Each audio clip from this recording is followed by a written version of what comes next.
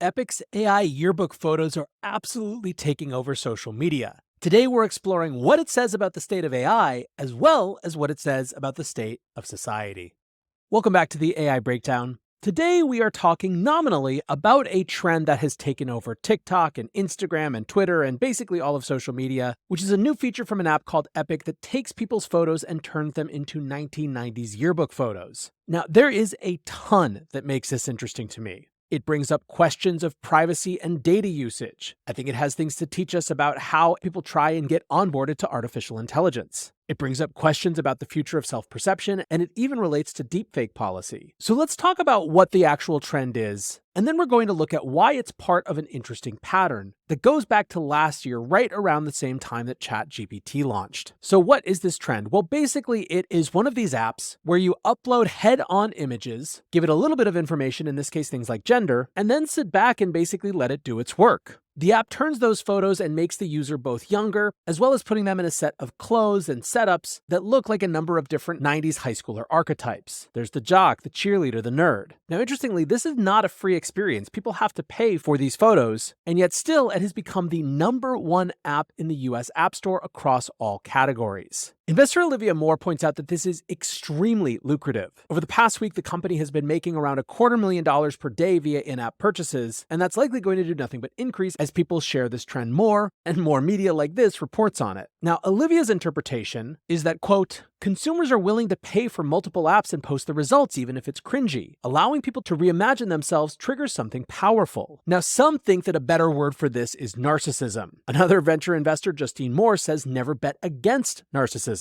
AI selfie apps like Lensa, Remini, and now Epik have proved that you can print millions of dollars in a week by helping people make images of themselves. And they're inherently viral because everyone shares the outputs. Now, this self-imagination is really fascinating. Professor Shelley Palmer writes, the rise of Epik has spotlighted a curious trend. Students opting for generative AI images in their school yearbooks. At face value, it's a novel application of technology, blending nostalgia with the cutting edge, but it raises questions about authenticity, memory, and our posterity. Imagine future generations flipping through old yearbooks. Look, here's an old-fashioned generative AI image of Grandpa in high school. Gee, I wonder what he really looked like at that age. It's a statement that sounds almost surreal. The trend also raises broader questions about the ethics of image manipulation. We already Photoshop everything from smoothing out wrinkles to adjusting lighting. We enhance images all the time. Is generating an entirely new image with AI where we draw the line? If so, why? Where's the boundary between enhancement and fabrication? It's a distinction that might seem subtle, but it will have profound implications. Basically, the point that he's making is that our relationship with representations of ourselves is changing. It's changing because we have access to a technology that we never had access to before. But even if one goes into understanding change without bringing the bias of change being good or bad to it, it's impossible to not recognize that this represents something shifting. Now, as I mentioned, this is part of a pattern of AI-powered apps that suggests to me that there is something more to learn here above and beyond just the fact that people like this stuff. Back in December of last year, just after ChatGPT launched, ChatGPT was not the only artificial intelligence app that I saw my entire community talking about on their social media. In fact, even more visible to me in some ways was the Lensa app, which was an AI image generation app that once again took photos of people from their Instagram and Facebook profiles and turned them into highly idealized, imaginative AI versions of themselves. Indeed, I still have tons of people on Facebook who have never changed their Lensa AI profile pictures ever since they added them back last year. In a lot of ways, I actually think that for many people, the combination of ChatGPT as this fundamentally new thing, something that we had never seen before, in terms of an AI that could actually talk back at us and write things coherently and interestingly and give us information in a totally new way, that combined with something that was much more visual and visceral in the form of the Lensa AI app, was this potent cocktail, a one-two punch that announced artificial intelligence in a huge way. One breakout app, even a really interesting one, is not a trend.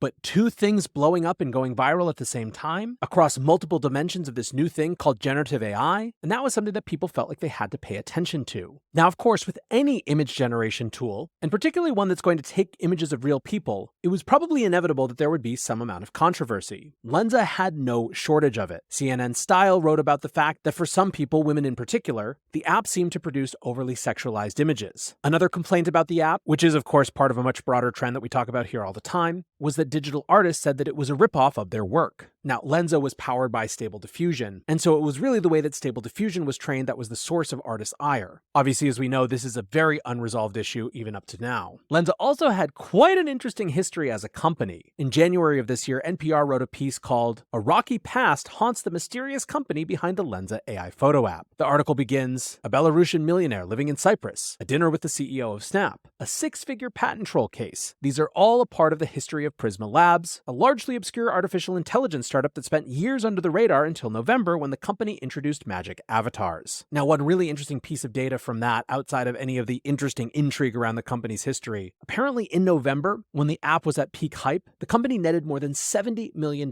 from the app. Now, of course, when entrepreneurs see apps going viral, they think about how they could do a different version of that same thing, and a couple months later, in the middle of this year, we saw another viral AI avatar trend in the form of Remini. Now, at first, what made Remini go viral was people, particularly on TikTok, using it to turn their selfies into professional headshots. Users wondered why, if they had access to this technology, they would ever pay for professional photos ever again. Like Epik has in the last couple days, the Remini app soared all the way up to the #1 spot on Apple's App Store charts. Now, once again, this was a multiple years to overnight success sort of story. Remini had launched initially in 2019 and hadn't added generative AI to the app until 2022. And of course, it wasn't until this specific use case of these professional headshots that it actually shot up to top the charts. And once again, there was controversy. In July, Insider published a piece called "TikTokers Are Flocking to the Viral Photo App Remini, but some say it's editing their bodies beyond recognition." It was not just that Remini was occasionally adding extra fingers, but that in some cases, it seemed to be making people unrecognizably skinnier. One user captioned a TikTok video, "When you can't use your AI headshots because it took off 80 pounds and everyone would notice." Now, this particular person just viewed it with humor and even said it gave them some fitness inspiration, but it's obviously brought up much bigger questions of larger societal norms, of questions of body ideals that are now intersecting directly with technology. Said one user, "For women especially, body dysmorphia and poor self-esteem is at an all-time high due to social media. I hope that women and men who have used these apps to generate these headshots can see past the over-edited fakeness and look back in the mirror and see a really rad and unique person." Now, zooming back up to the yearbook trend, there are a couple different dimensions of its particular brand of controversy. One actually has to do with the recent Hollywood strikes. Newsweek writes, "With artificial intelligence and usage rights flagged as concerns during the recent WGA and SAG-AFTRA strikes, why are some celebrities taking part in the trend?" Continuing, they write, "Some actors pointed out on social media that by using the app to create the yearbook photos, celebrities are signing away their likenesses and images for future use. This has called into question whether the simple-to-use app undermines the months of strikes."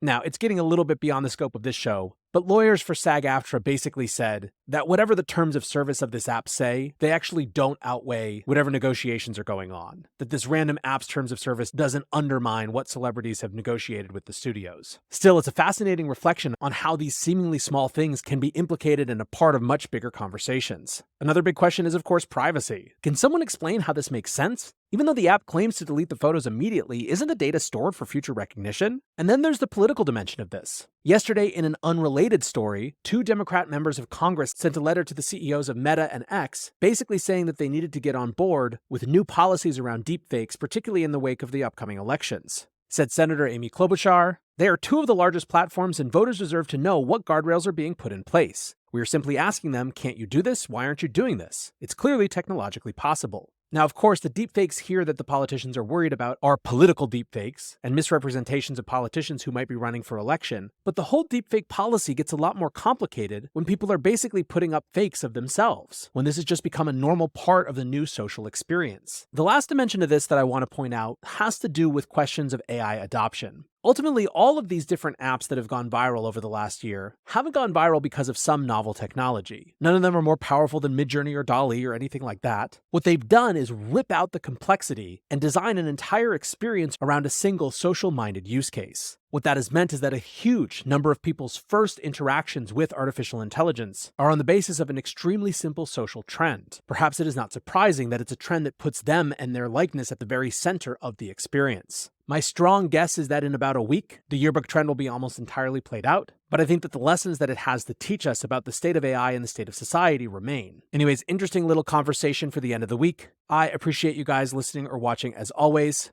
and until next time, peace.